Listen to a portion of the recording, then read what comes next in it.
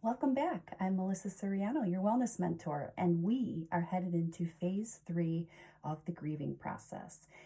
And I had to keep doing this video over and over because my head is all over the place. This is a biggie. This is a phase that every single person, I guarantee, has gone through it in their life, and they will go through it more times in their life.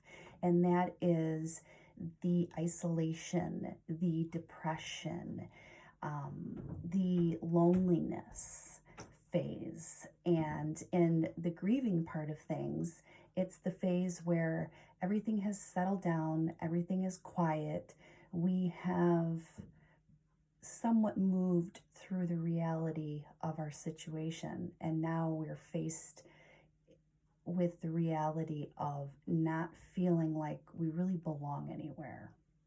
We're isolated, we're very lonely, we're not sure about the feelings that we're feeling, and it's a very uncomfortable stage to be in. And I think a lot of it is more our issue than it really is how everybody else perceives it, if that makes sense. What I mean by that, the thing that pops into my brain is the first time that I actually left the house and went out. I went to Menards after my husband had passed away. It was the first outing by myself, and I walked through Menards, and it was like my senses were heightened. I could smell things differently. I could hear things differently. Everything was different. The music that was playing, the way that I felt as I was walking through there. And it was the best way that I could explain it. I felt like I had a sign over my head that was flashing that said, widow, widow, husband passed away, not in a real good place, or, whatever. That was my issue. That's how I felt, because I felt very isolated. I felt that the people around me and in my life, even though they loved me, they didn't understand what I had just lost and what this was going to mean for my future. You open up Facebook, and it seemed like, and again, because my senses were so heightened, it seemed like every single person on Facebook was getting engaged. And all I could think about was how they were starting their life. And in a sense, mine had ended because the man that I wanted to spend the rest of my life with was no longer here, and not by my choice. So when we go through this phase, we feel very alone. Our house could be full of people and we could be surrounded by people, but we're very lonely because nobody is like us. That's how we feel. And it's not until we are put in a circumstance where we start to mingle with other people who have gone through the same thing.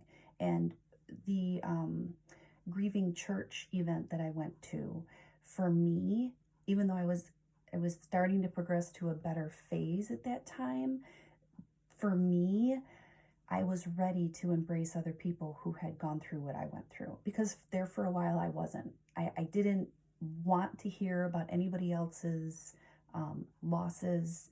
I wasn't ready. I just wasn't ready to hear it. And in a sense, we isolate ourselves by doing that. But it's part of the grieving process. To isolate, to draw within, to allow yourself to be in that dark space is how we heal and how we move through the grieving process. And unfortunately, that does mean a time of isolation. Just like all the other stages, you can't get stuck there. And there for a while, I was invited to many things, but I always felt like the third wheel. I always felt like, everybody else was there with their spouses, their families, and it was always just me, just me, just me, just me. And ironic enough, for people who do know me, I did get remarried, and unfortunately that didn't work. So now I'm back again to the phase of it's just me, it's just me, it's just me. But I'm in a different place. It's completely different because it was a choice. And because of what I went through the isolation and the being lonely phase and the depression phase, I can now be alone. I can now count on myself and be okay with that and not feel like there's something that I'm missing because of that. Um, One of the other things I did want to bring up that was a very touchy topic for me, and that is medication for anxiety, for depression. Now, what I'm going to share with you are just my beliefs and my feelings. I do truly believe that everybody is different, and you have to do what's going to work for you to help you heal and move on. Um, I was completely against most of my life, antidepressants and that sort of thing. And it was because of ignorance, really, and because I had experienced too many people throughout my life, especially with children, putting them on medication, not allowing them to work through what it is they were going through. It was, let's just put them on medication because there's something wrong with them.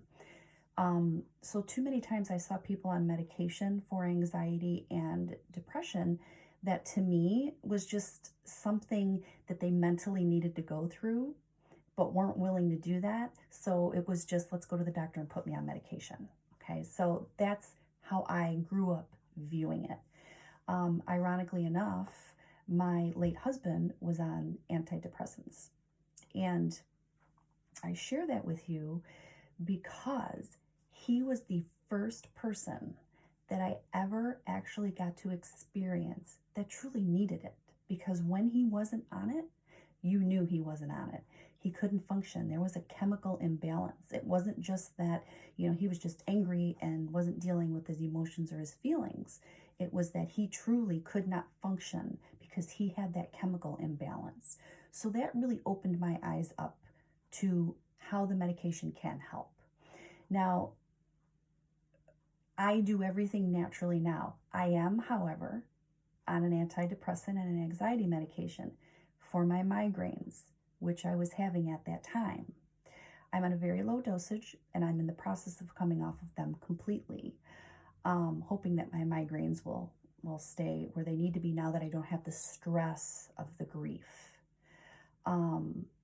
So to backtrack a little bit, when I originally started going downhill after my husband had passed away, I did not know I was having anxiety. I knew what I was feeling and I thought I was having a heart attack, but I would not admit that I was having an anxiety attack.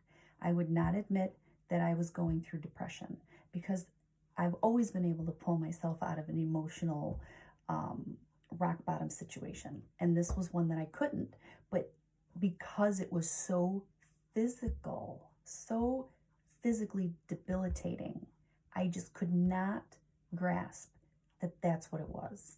I fought the doctors. They wanted to give me medication, mostly for my migraines, but I know also because they were hoping it would just help even me out while I went through what I was going through. And I fought it and I fought it and I fought it. Finally, through much pushing through people who love me, and you know who you are, they pushed me to take my medication. I finally threw my hands up in the air because I was completely lost, and I thought, what else am I going to do? Because now I'm ready to move on and start to heal, and I can't do that. So I was put on a medication to help my migraines, which had also a little bit of anxiety medication in it. And I was also given separate anxiety medication, which I no longer take. I haven't taken in years. Wow, it finally got me over that hump. When I finally gave in and said, okay, I need to take this medication because I didn't know what else to do, but I knew I needed to get better. And it helped. But as soon as I knew that I had worked through a lot of my stuff with my counselor, and just with my own mental state, and even getting back into my physical health, I was able to walk away from that. So, long story short, like I said, told you, my head has been all over the place with this. What I'm trying to say is this: not everybody needs the medication, but if you're at a real low and you're not able to move forward, give it a go. And what I want you to remember is that doesn't mean it's forever. It's just to get you through a bad situation that you're really struggling with. And once you get past that, then you can make it a thing of the past. So, am I against medication? No. Would I say absolutely try any holistic things that you can, whether it be supplements or chiropractor or counselor, to try that first? Absolutely. And if you can't pull yourself out of that loneliness and that depression and that isolation, then guess what? You're going to have to just suck it up and say, you know what? I might need the medication. So why not give it a try and see what'll happen? So, isolation, loneliness, and depression is huge. And I think, ironically enough, with all we have going on right now with the coronavirus, a lot of people, especially since we're headed into our second month of isolation, a lot of people are starting to feel exactly that. They're isolated, which makes you irritable, which makes you depressed, especially when it's raining outside like it is today and you can't be outside. So recognize these feelings. Recognize the dark places. And when you feel the darkness, what's going to lift you up? Is it talking to someone? Is it sitting out in your hot tub? Is it taking a bath? Is it reading a book? Whatever it is, that is when you take the moment to say, I love me and I need to take care of me.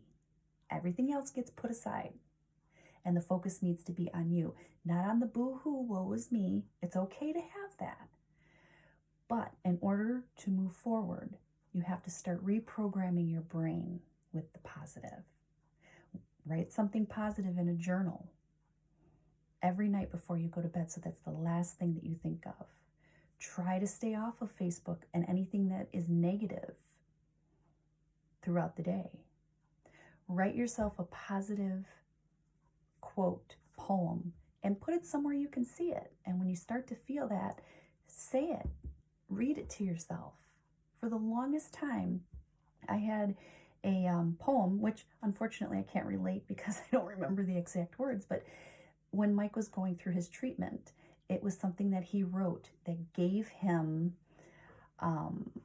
positive feelings. It uplifted him, and he stuck it on the kitchen cabinet. And I just recently moved it, but I still keep it where I can see it. If that's what you need to do as a reminder, maybe there's a song, but when you put on that song, you are pumped. Put it on. Pump yourself up. Dance in the dark. Whatever you need to do. But what you need to do is appreciate yourself. You need to celebrate you. You need to celebrate the fact that, yeah, there are crappy things going on around you, but you're able to pull through it. Focus on what you're thankful for.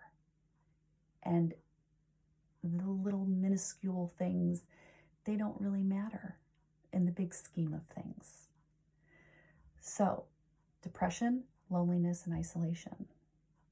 Not an easy phase. And I could go on and on and on and on this topic. You are always more than welcome to send me a message, ask me questions.